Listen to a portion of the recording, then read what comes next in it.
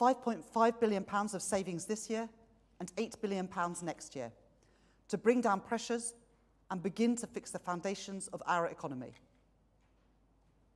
I have always been honest with the British people that I will never make promises without saying where the money is going to come from. If we cannot afford it, we cannot do it. And I will not duck the difficult decisions to bring our economy. Today is not easy. It is not the statement I had wanted to make. But the role of the Chancellor is not to make easy decisions. It is my role to make the right decisions. There will be more difficult choices ahead. It will take time to repair the damage done by 14 years of Conservative government. But today we have started the work necessary to fix the foundations of our economy so that we can rebuild Britain and make working people better off. Thank you. I will now take some questions. Shall we start with Sam Coates from Sky News?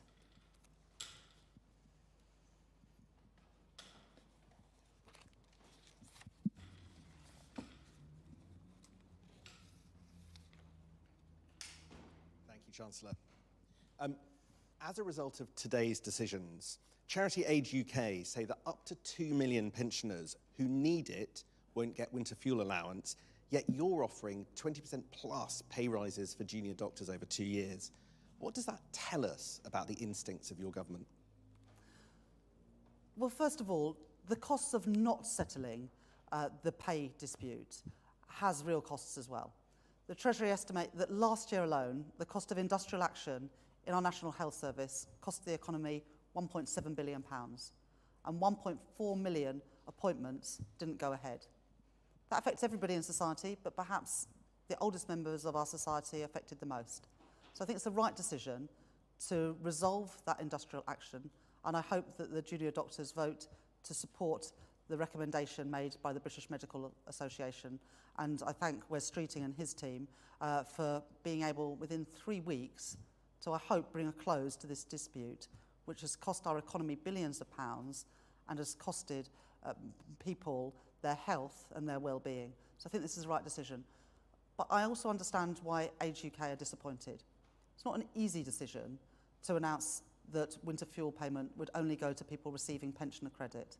But it is the right decision in the circumstances in which we find ourselves to ensure that pension credit continues to go to the poorest pensioners and that we drive take-up of pension credit to ensure that everyone that is entitled to it gets it and the winter fuel payments that are associated with it. Thank you, Sam. Can I ask Shabab Khan from ITV?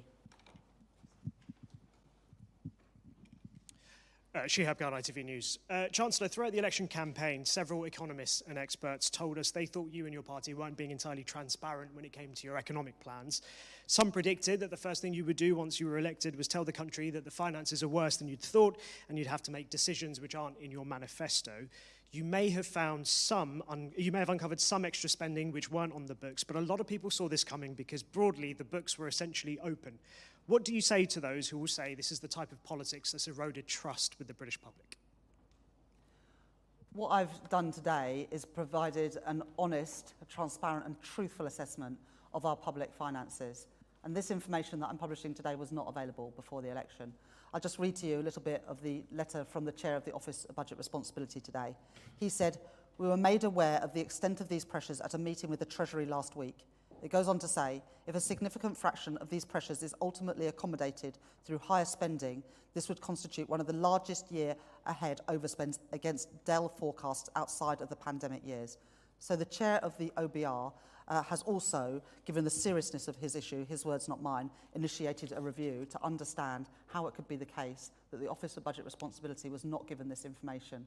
In addition, the Institute of Fiscal Studies has said today that it was not known before the election, not known before the publication of this audit today about the overspends in the asylum system. This is new information that I was publishing today, new information that we were not talking about during the election campaign, because the only people who knew this information was the previous government, and they covered it up from the British people. I'll take the next question from Chris Mason at BBC.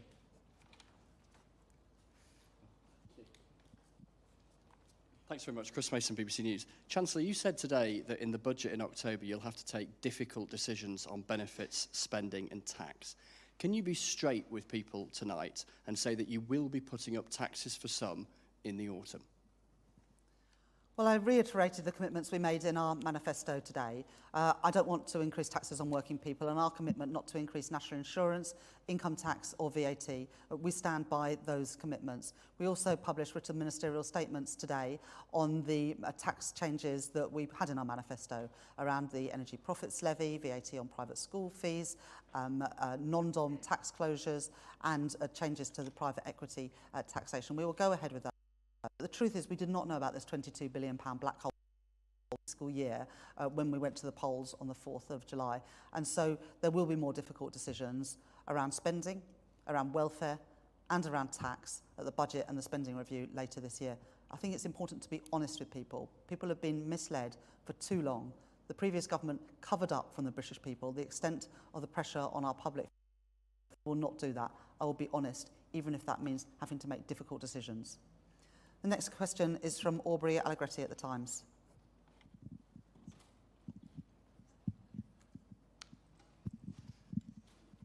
Good evening, Chancellor. Aubrey Allegretti from The Times.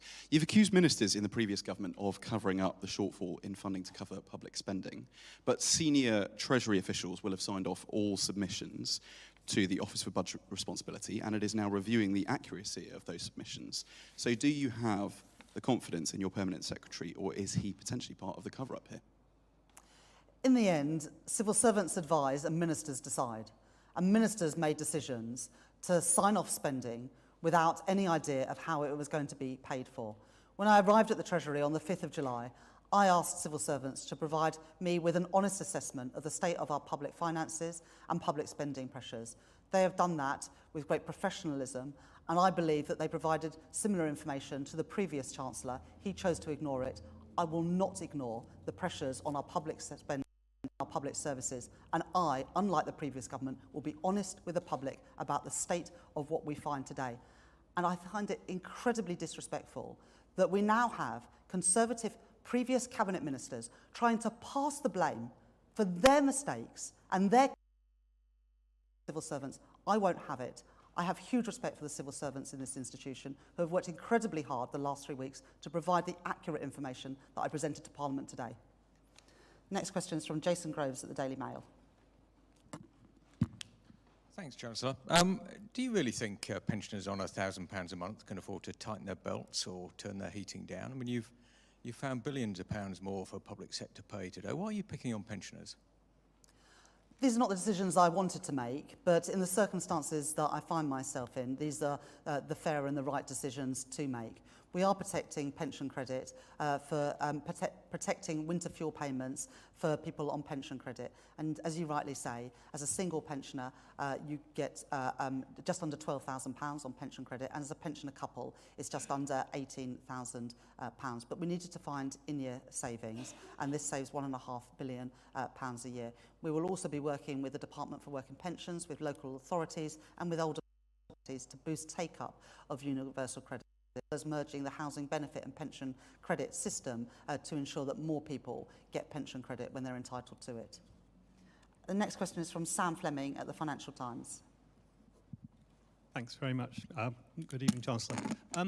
In light of what you now know as a result of this review, do you think the last government was irresponsible in reducing national insurance contributions in November and in March, and would you consider as a result reversing them? And in terms of the upward spending pressures that you've announced today, how much of this is an ongoing issue beyond just the current fiscal year? How much of this will carry forward? Thank you. I do think that the previous government were dishonest when they made those changes to national insurance. But we had a commitment in our manifesto not to increase taxes on working people. We made specific commitments around income tax, national insurance and VAT. And this may come as a surprise to some people, but unlike previous governments, we plan to stick by what was in our manifesto, and we will not balance the books on the backs of hard-working people and hard-working taxpayers. So we stick by those commitments in our manifesto. But Sam, you are absolutely right that these spending pressures this year are unlikely to go away anytime soon. So the £22 billion black hole is not just for this year, which is why the cuts and the spending savings that we announced today will also continue into subsequent years. Next question is from Jack Elsom at The Sun. Thank you, Chancellor. Jack Elson from The Sun. Can I just follow on from Chris's point about tax? You've obviously today announced your budget for October the 30th, one day before Halloween. How scared should Brits be about potential tax rises? And say the day what those tax rises will be, should they start saving for them? Thank you very much for that question, Jack. We stand by the commitments in our manifesto. We won't be increasing income tax, national insurance or VAT. Working people have already seen the tax burden rise to the highest level in 70 years. But the state of the inheritance that we face does require difficult decisions. We made some very difficult decisions today around the new hospitals programme and around winter fuel payments. But today we've closed £5.5 billion of a £22 billion in-year gap. And as Sam Fleming from the Financial Times highlights, these pressures continue into future years. So we'll have to make difficult decisions at the budget, but we will do that with a full Office of Budget Responsibility forecast so we can make those decisions in the round along with the first part of a multi-year spending review. Sophie from The Mirror. Hi, Chancellor. Sophie Huskisson from The Mirror. After agreeing a more than 20% pay rise for junior doctors, what do you say to ambulance workers and other NHS staff who say, we deserve the same amount too? Well, the truth is, industrial action in our National Health Service cost 1.7 last year. That's just in the National Health Service. Of course, other parts of the economy have also been affected by industrial action.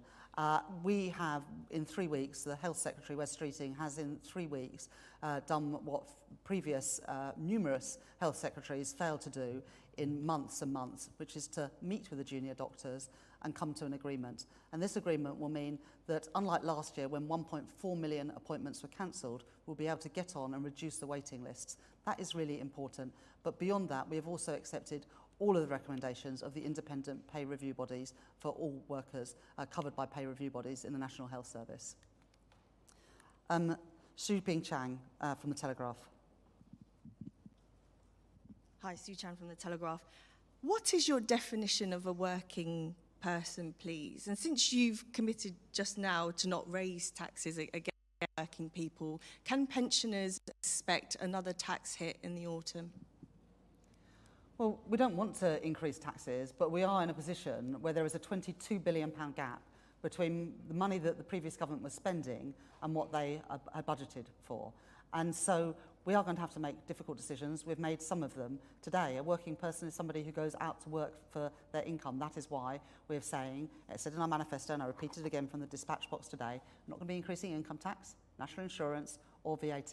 But there will be difficult decisions in the budget. That is a matter, that is something that the previous government is responsible for because they have left this black hole that we have to fill. Because not taking action is not an option. Because we saw, less than 2 years ago, what happened when a government played fast and loose with the public finances, made spending commitments without being able to say where the money's going to come from. What we got was massive increases in interest rates and mortgage rates, and it was ordinary working people and pensioners that paid the price for that. I will not repeat those mistakes. I will fix this mess. Aggie from LBC. Thank you, Chancellor. Aggie Chambray, LBC. Why should winter fuel allowance be means tested if the triple lock isn't, or should we be expecting that to happen in October? Now, I repeated from the dispatch box today our commitment to the triple lock. That was in our manifesto, and we will stand by the commitments in our manifesto. I'll take a couple more questions. Andy from Channel 5 News. Thank you, Chancellor. Andy Bell, 5 News. Your whole economic strategy is based on growth.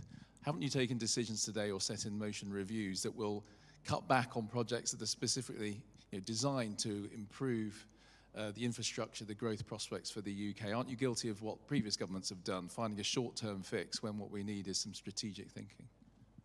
Andy, there is nothing pro-growth about abandoning a commitment to sound money. There's nothing pro-growth about making commitments to do things when the money simply is not there. If we cannot afford it, we cannot do it. That is quite simple economics. It doesn't seem to be that simple to the party opposite, but it makes sense and it's the right thing to do. These are not easy decisions today, but they're the right decisions. But in just the first 3 weeks of this government, we have done more to reform the planning system in the first 3 days of this government than the previous government did in 14 years. We've created a national wealth fund to crowd in billions of pounds of private investment into some of the industries of the future. We've unlocked our pension system to get private sector investment into start-up, scale-up businesses and into infrastructure. We've set up Skills England to ensure that businesses have the skills that they need to succeed. And we're merging the Job Centre with the National Careers Service to ensure that everybody who can work does work. Those are the pro-growth policies that this government is pursuing, because in the end, the only way out of this doom loop of high taxes and poor public services is to grow the economy, and that is what I'm absolutely determined to do. Yep. Thank you, Chancellor. Kate McCann at Times Radio. You've pledged, or you've promised today, to save £800 million spend for asylum seekers. Could you just explain to people how you believe you can do that? How quickly can you move people out? How many hotels? And will that mean that people are returned? Can you guarantee that councils won't pick up the tab? And you mentioned earlier that the previous Chancellor was given the same information that you had, or that you've published today. Are you saying that he had it, didn't publish it, had exactly what you... Info on that. Thank you. First of all, on the issue of asylum, there is a £6.4 billion difference between the money that the government and the money that was actually being spent this year. We believe that we can save £800 million by cancelling the Rwanda scheme and by processing asylum claims. That is the difference that we will make to get down these extraordinary spending pressures that Paul Johnson at the IFS say today that is new information. In terms of what the Chancellor knew, the Chancellor and the former Chancellor and the former Prime Minister knew when they were making commitments that there was not the money there to do that. Let's just take one example. At the Conservative Party conference last year, the previous Prime Minister announced the Advanced British Standard. This was his flagship policy. Not a single penny of money to fund it. So we've cancelled it today, because if we cannot afford it, we cannot do it. I'll take one final question. Yeah. Ellen Milligan from Bloomberg. Why not wait longer for a spending review to give your growth plan a chance? You briefed the Bank of England about sector pay increases may be inflationary. Thanks. We couldn't wait. You can't know these things and not tell the British public. That would be to be guilty of the same thing that we're accusing the Conservatives of covering up the true state of our public finances and public spending pressure. So when I arrived at the Treasury on the 5th of July, I asked the Treasury officials to do a full audit of those pressures. That work has now concluded, and I presented it at the first opportunity to the House of Commons, because that is the right and proper thing to do. We have now started the process of an independent forecast from responsibility ahead of a budget and the first part of a spending review on the 30th of October. I will not conceal information from the British public, and I will not conceal information from financial markets. That would be a very bad way to conduct government.